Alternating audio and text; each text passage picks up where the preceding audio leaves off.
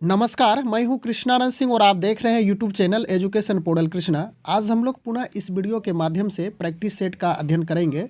इसमें भी कुल प्रश्न की संख्या 50 रखी गई है। परीक्षा के लिए संभावित यानी कि एक सजेस्ट क्वेश्चन को इसमें संग्रहित किया गया है। यदि हम लोग परीक्षा में प्रश्न का जो वितरण है उसका प्रारूप की थोड़ी सी चर्चा करें तो भाषा से ज़्यादा समय नहीं लेंगे। भाषा से आपका 30 प्रश्न रहेगा। उसके बाद सामान्य अध्ययन से आपका 40 प्रश्न रहेगा। उसके बाद सामान्य विषय से 80 प्रश्न रहेगा। यह 1 to 5 की बात कर रहे हैं। तो कुल मिलाकर के प्रश्न की संख्या 150 हो जाती है और 150 प्रश्न में जो आपका जो अंक मिलेगा यानी कि प्रत्येक प्रश्न 1 अंक का है तो 150 अंक भी निर्धारित है। निगेटिव मार्किंग नहीं है। तो ध्यान रहे कि एक भी प्रश्न छूटना नहीं चाहिए। चाहे उस प्रश्न को आप भली भांति जानते हो या ना जानते हो, तो सभी प्रश्न को टच करना है समय को देखते हुए। 2.5 घंटे का समय है। प्रत्येक प्रश्न के लिए 1 मिनट निर्धारित है। हम लोग प्रश्न की शुरुआत करेंगे। इसके पहले आपको जानकारी दे दूँ, पुनः रिमाइंड करा दूँ इस बात की कि यदि आप इस परीक्षा की तैयारी करना चाहते हो तो ज़रूर इस चैनल को सब्सक्राइब कर लेंगे और वीडियो अच्छी लगने पर लाइक करना ना छोड़ेंगे। चलिए एक एक करके हम लोग एक से 50 प्रश्नों का अध्ययन करते हैं। काफ़ी इंटरेस्टिंग प्रश्न होगा। सबसे पहले हम लोग गदर विद्रोह यानी गदर विद्रोह, जिसे सिपाही विद्रोह या तो प्रथम स्वतंत्रता आंदोलन के रूप में भी जाना जाता है, उसका 25 प्रश्न देखेंगे। इससे अधिक प्रश्न यदि सिपाही विद्रोह से इस सिपाही विद्रोह यानी कि गदर विद्रोह से प्रश्न आता है तो इससे अधिक प्रश्न नहीं पूछे जाने की संभावना है। ऐसे प्रश्न का इसमें समायोजन है जो कि आप पढ़ेंगे तो आप निश्चित रूप से अपने आप में भी डिसीजन लेंगे, अपने आप में भी जस्टिफाई करेंगे कि निश्चित रूप से इतना ही प्रश्न पूछे जाएंगे। इसके बाद 25 प्रश्न के बाद सौरमंडल का भी कुछ प्रश्न होगा, सोलर सिस्टम का। उसके बाद कला संस्कृति का प्रश्न होगा। अंततः हम लोग इस वीडियो को कंप्लीट कर लेंगे। पहला प्रश्न आपके समक्ष है, 1857 का विद्रोह कहाँ से प्रारंभ हुआ था? 1857 का विद्रोह हम लोग अभी तुरंत चर्चा किए। इसे गदर विद्रोह भी कहा जाता है। गदर विद्रोह या तो सिपाही विद्रोह के नाम से भी जाना जाता है, या तो फिर इसे कहेंगे प्रथम स्वतंत्रता आंदोलन। तो 1857 का विद्रोह कहाँ से प्रारंभ हुआ था? दिल्ली, झांसी, मेरठ, कानपुर। तो आपका राइट आंसर मेरठ होगा। मेरठ से 1857 का विद्रोह प्रारंभ हुआ था। इसके बाद दूसरा नंबर प्रश्न है, वह पहले भारतीय सिपाही कौन था जिसने चर्बी वाले कारतूस का प्रयोग करने से इनकार कर दिया था? पुनः इसको हम लोग पढ़ लें। वह पहले भारतीय सिपाही कौन था जिसने चर्बी वाले कारतूस का प्रयोग करने से इनकार कर दिया था? मंगल पांडे, शिवराम, हरदेव, अब्दुल रहीम। तो आपका राइट आंसर मंगल पांडे होगा। ऑप्शन नंबर ए सही है। अगला प्रश्न है तीसरा नंबर, मंगल पांडे जवान था यानी कि मंगल पांडे एक जवान था और वह किस नेटिव इन्फेंट्री से वह जवान था, इसे यहाँ पे पूछा गया है। तो मंगल पांडे वह जवान था 34वीं नेटिव, इसको लिख लेंगे, 34वीं नेटिव इन्फेंट्री से, यानी कि इसी समूह से, इसी नेटिव इन्फेंट्री से मंगल पांडे एक जवान था। इसके बाद अगला प्रश्न है चौथा नंबर, बेगम हजरत महल ने 1857 के विद्रोह का नेतृत्व किस शहर से किया था? बेगम हजरत महल यानी यह जो सिपाही विद्रोह हुआ था उसका नेतृत्व, उसका लीडरशिप किस शहर से, यानी कि कौन से शहर से जुड़े हुए थे बेगम हजरत महल? तो आपका ऑप्शन है लखनऊ, कानपुर, बनारस, इलाहाबाद। तो राइट आंसर बेगम हजरत महल लखनऊ से जुड़ी हुई थी और यहाँ से ही उन्होंने 1857 के विद्रोह का नेतृत्व यानी कि लीडरशिप किया था। इसके बाद अगला प्रश्न है 5वां नंबर, 1857 के विद्रोह के समय भारत का गवर्नर जनरल कौन था? यानी कि जिस समय यह सिपाही विद्रोह हो रहा था, गदर विद्रोह हो रहा था, तो उस समय भारत का गवर्नर जनरल कौन थे? Lord Dalhousie, Lord William Bentinck, Lord Canning, Lord Lytton. तो 1857 के विद्रोह के समय भारत का गवर्नर जनरल लॉर्ड कैनिंग थे। काफ़ी महत्वपूर्ण प्रश्न है, ऑप्शन नंबर सी आपका सही होगा। इसके बाद अगला प्रश्न है 6ठा नंबर, 1857 के विद्रोह में किसने सबसे पहले अपना बलिदान दिया था? यानी कि जिस समय सिपाही विद्रोह हुआ था, तो उस समय उस विद्रोह के दरमियान में कौन ऐसे व्यक्ति थे जिन्होंने अपना बलिदान दिया, अपना प्राण दिया? कुंवर सिंह, तात्या टोपे, लक्ष्मीबाई, मंगल पांडे। तो आपका राइट आंसर मंगल पांडे होगा। यानी कि 1857 के विद्रोह में मंगल पांडे ने अपना बलिदान दिया देश के लिए। अगला प्रश्न है 7वां नंबर, 1857 के विद्रोह में कानपुर में सैनिकों का नेतृत्व किसने किया था? कानपुर की बात यहाँ पे की गई है। यानी कि कानपुर के द्वारा कानपुर की ओर से नेतृत्वकर्ता कौन थे 1857 के विद्रोह के समय? कुंवर सिंह, अगला है तात्या टोपे, लक्ष्मीबाई, या तो फिर नाना साहब। तो कानपुर से नाना साहब नेतृत्वकर्ता थे 1857 के विद्रोह के समय से। तो आपका राइट आंसर यहाँ पे डी होगा। इसके बाद आगे चलिए 8वां नंबर प्रश्न में, 1857 के विद्रोह की शक्ति का सबसे महत्वपूर्ण तत्व कौन सा था? 1857 के विद्रोह की शक्ति का सबसे महत्वपूर्ण एलिमेंट्स क्या था? ऑप्शन के अनुसार से प्रश्न का जवाब मिल जाएगा। नाना साहेब का नेतृत्व, झांसी की रानी का नेतृत्व, बहादुर शाह का सहयोग, हिंदू मुस्लिम एकता। तो आपका राइट आंसर डी होगा, यानी कि हिंदू मुस्लिम एकता 1857 के विद्रोह की शक्ति का सबसे महत्वपूर्ण केंद्र था। अगला प्रश्न है 9 नंबर, रानी लक्ष्मीबाई का मूल नाम क्या था? रानी लक्ष्मीबाई का मूल नाम यानी कि मुख्य नाम जो बचपना का नाम था वह क्या था? मणिकर्णिका, जयश्री, पद्मा, या तो फिर अहिल्या। तो यह प्रश्न, इसका जवाब आपको कमेंट के माध्यम से देना है। यह प्रश्न आपके लिए मैं छोड़ रहा हूँ। तो पुनः इसको पढ़ लें। रानी लक्ष्मीबाई का मूल नाम क्या था? मणिकर्णिका, जयश्री, पद्मा, या तो फिर अहिल्या। ज़रूर आपका कमेंट का इंतज़ार मुझे रहेगा, लोगों तक पहुँचाने का प्रयास करेंगे सही जवाब। अगला प्रश्न है 10 नंबर, बिहार में 1857 की क्रांति के नेता कुंवर सिंह का देहांत कब हुआ? यानी कि उसकी मृत्यु कब हुई थी? 10 अप्रैल 1858, 17 जून 1858, 9 मई 1858, 20 जून 1858। तो आपका राइट आंसर 9 मई 1858 होगा। ऑप्शन नंबर सी सही होगा। अगला प्रश्न है 11 नंबर, 1857 के विद्रोह को 1857 के विद्रोह को किस उर्दू कवि ने देखा था?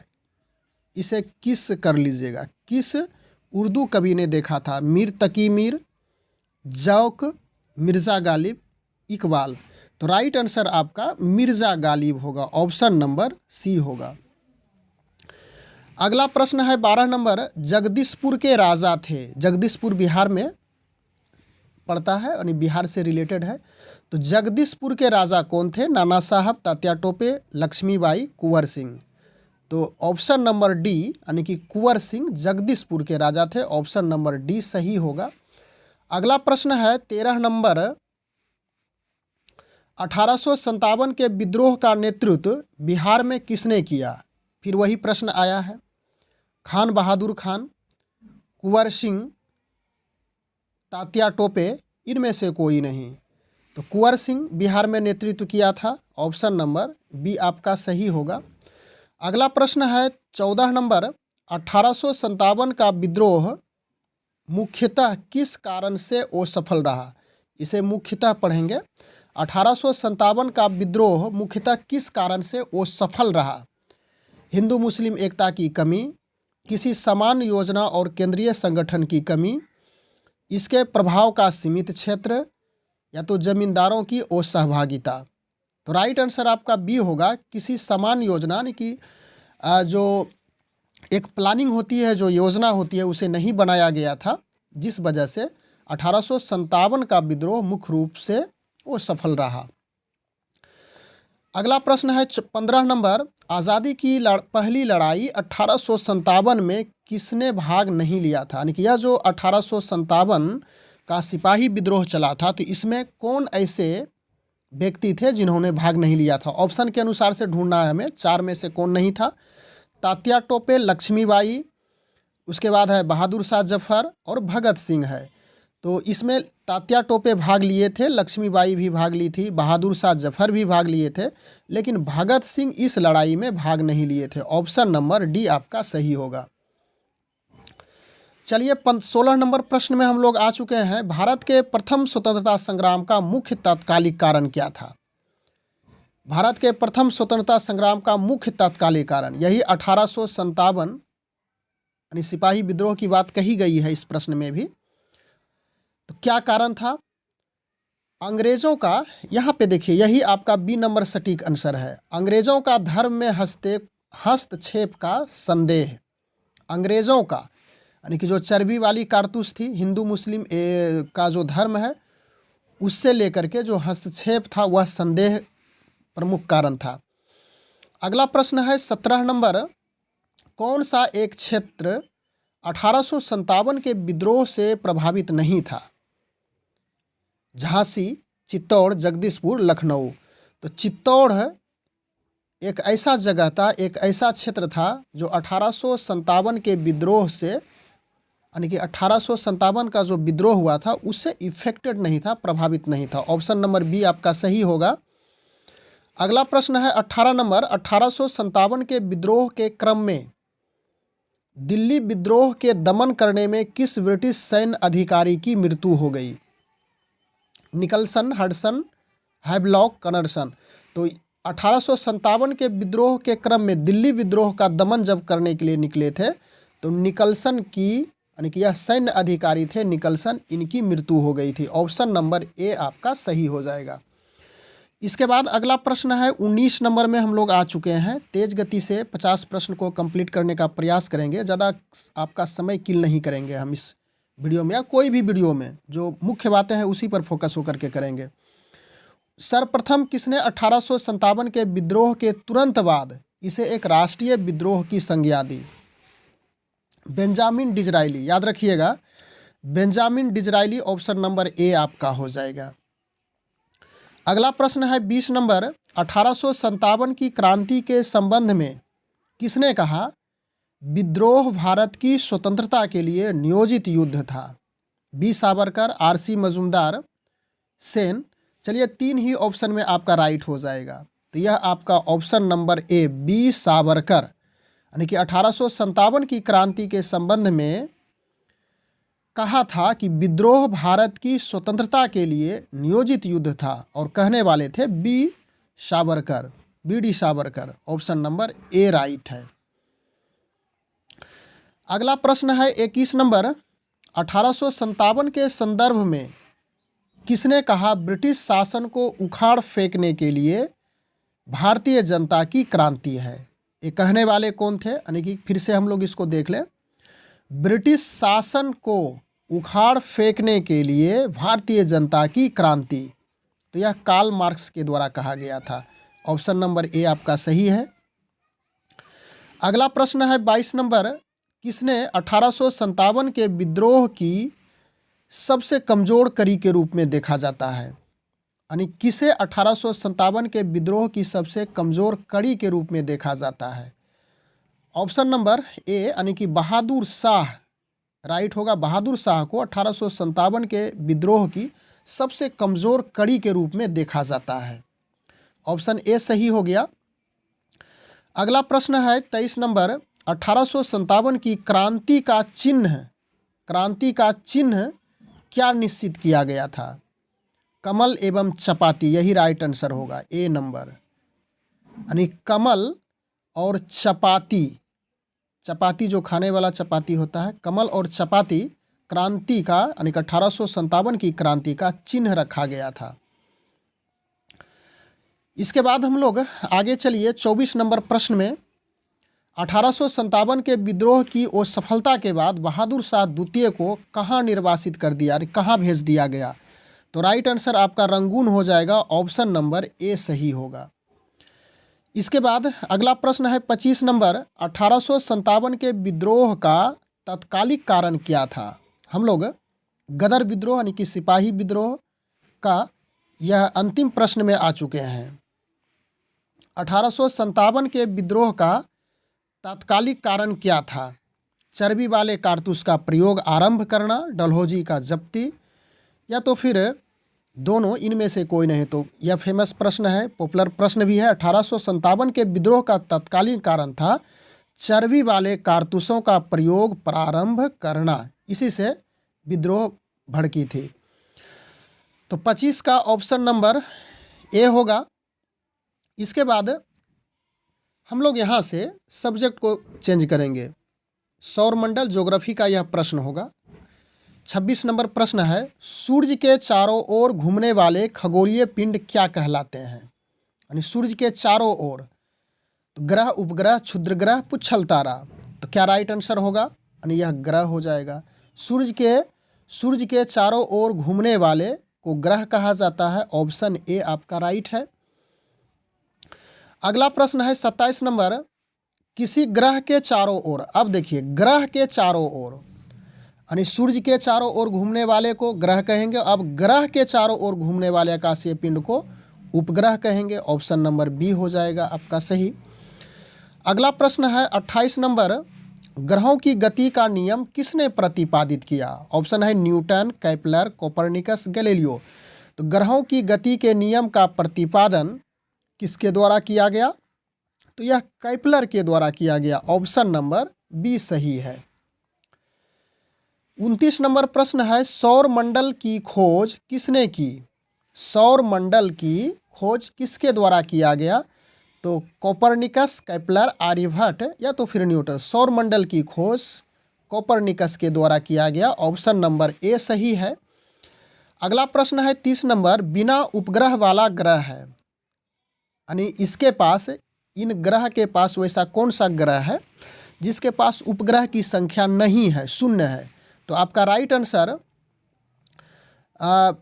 बुध और शुक्र हो जाएगा, यानी कि बुध के पास कुल उपग्रह की संख्या शून्य है और शुक्र के पास भी कुल उपग्रह की संख्या शून्य है। राइट आंसर बी हो गया।